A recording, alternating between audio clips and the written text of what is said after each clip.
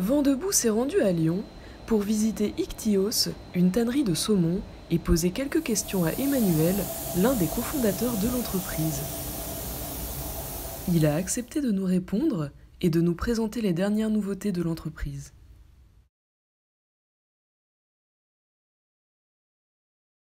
Alors Ichthyios, effectivement, c'est une jeune tannerie créée par trois amis, Benjamin, Gauthier et moi-même, à l'issue de nos études, avec vraiment l'idée de pouvoir créer à partir d'un déchet, d'une ressource qui est générée aujourd'hui en France et qui n'est pas exploitée. Et l'idée du cuir marin en fait, nous est apparue tout de suite lorsqu'on mangeait dans un sushi et qu'on s'est rendu compte qu'on jetait des peaux de poisson au quotidien, alors que pour l'équivalent en viande, on recycle les peaux pour en faire du cuir. Donc voilà, une tannerie aujourd'hui basée à Lyon, 3 cuirs marins, du saumon, de la truite et de l'esturgeon. Alors on a créé la tannerie en 2018, on s'est installé à Saint-Fond, donc en proche périphérie de Lyon, et voilà, depuis on n'a pas bougé de nos locaux. D'accord. Et j'avais lu dans une de vos interviews que lorsque vous avez créé Ichthyios, vous étiez la première tannerie à ouvrir en France depuis, je crois, plusieurs décennies. C'est ça. Première tannerie depuis plus de 50 ans. En 50 ans, il y a eu beaucoup de fermetures de tanneries, mais pas de nouvelles créations. Beaucoup d'achats, de fusions. Et nous, on est très fiers de pouvoir réindustrialiser un peu le parc des tanneries françaises. Aussi, et c'est toute la philosophie d'Ichthyios, de pouvoir offrir une alternative. Enfin, c'est même pas une alternative, c'est un complément au même titre que quand tu vas au restaurant, tu as le choix entre la viande et les poissons. Pourquoi est-ce que tu n'aurais pas ce choix-là quand tu fais ta sélection de cuir? Donc voilà, on essaie d'apporter cette complémentarité, ce qui donne de très belles créations. La tannerie de poissons, c'est quelque chose enfin le tannage des poissons, c'est quelque chose qui existe depuis pas mal d'années, mais qui n'était pas du tout présent en France, et qui avait... on peut dire que vous avez apporté quand même une certaine esthétique, que votre recherche esthétique, elle a poussé un peu le saumon et la truite, voilà, un peu plus loin que ce qu'on avait l'habitude de voir dans d'autres tanneries de par le monde. Qu'est-ce qui vous a un peu poussé à vouloir faire des choses plus variées, plus belles? Alors, c'est vrai qu'on a voulu, le cuir marin, parce qu'on n'est pas les inventeurs, ça fait des centaines d'années que ça existe, tout le monde connaît aujourd'hui le galuchat, des fois le cuir d'anguille. Il y a des tanneries à travers le monde qui font du cuir marin aussi. En France, il y a des artisans qui en font. Et là où on a voulu se positionner, nous, simplement, une entreprise qui nous inspire énormément, c'est Hermès.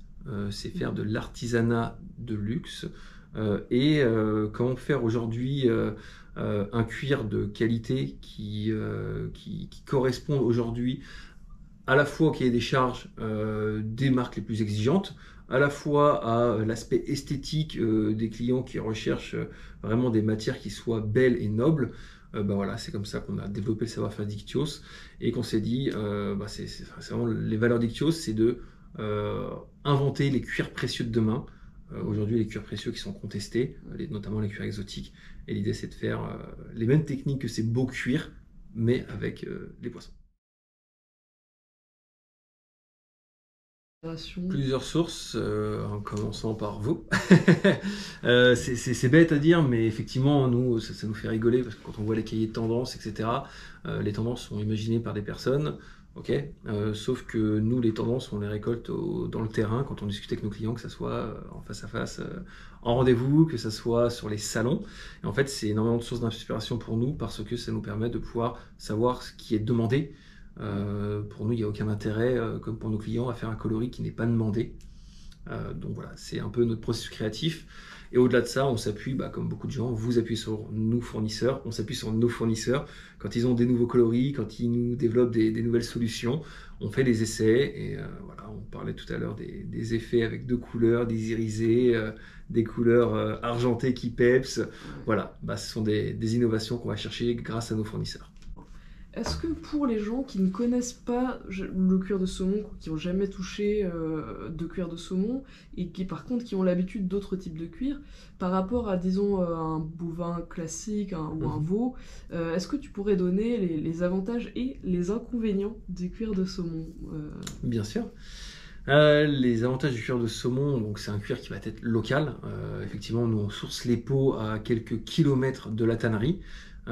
Également donc un tannage végétal. Après voilà, quand on utilise du tannage végétal, on connaît un peu les engagements de ce type de cuir.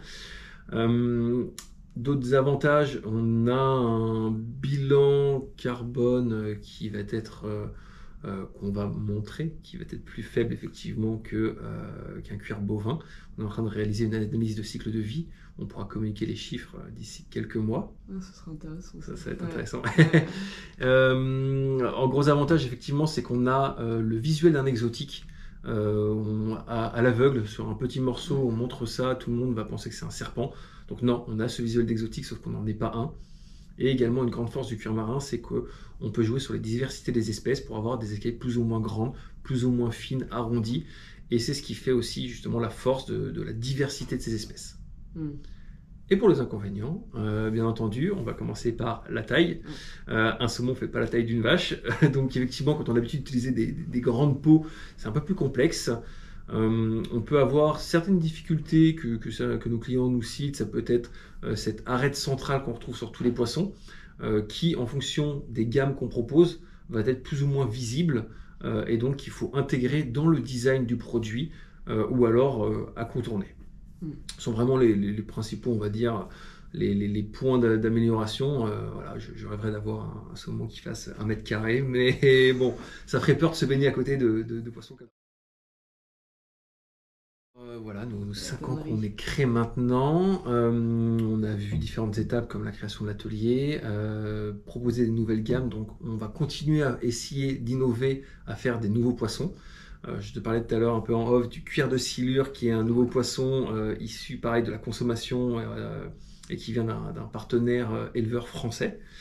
Donc effectivement faire des nouveaux poissons, offrir plus de design, des nouveaux grains pour la plus grande créativité de nos clients. Et bien entendu, là, je peux le dire officiellement, on a clôturé une levée de fonds il n'y a pas plus tard que la semaine dernière, qui va nous permettre, donc on a levé un peu plus d'1 million, qui va nous permettre de pouvoir recruter, agrandir nos locaux et de pouvoir produire avec plus de reproductibilité et bien entendu toujours assurer la qualité et être constant sur ce niveau-là. Félicitations. Merci.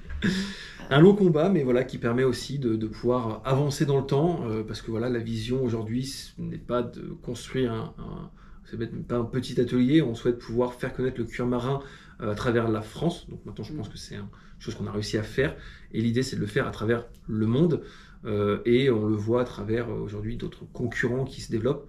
Sauf que nous, la concurrence, on le prend pas mal, on le prend bien, justement. On est en train de créer une nouvelle filière. On n'est pas les cuirs classiques, on n'est pas les cuirs exotiques, on est les cuirs marins. Et l'idée, c'est voilà, qu'aujourd'hui, que demain, peu importe le maroquinier ou la marque, quand elle sourcera du cuir, elle aura le choix entre les cuirs terrestres, les cuirs exotiques et les cuirs marins. C'est une bonne façon de conclure. Merci beaucoup, Emmanuel. Je t'en prie, Laura. Merci d'avoir regardé la vidéo. N'hésitez pas à laisser un petit commentaire si vous avez encore des questions à propos du cuir de saumon, ou bien un pouce bleu ou un commentaire gentil si vous voulez que l'on continue ce genre de vidéo parce que vous l'avez apprécié. Merci encore et à bientôt.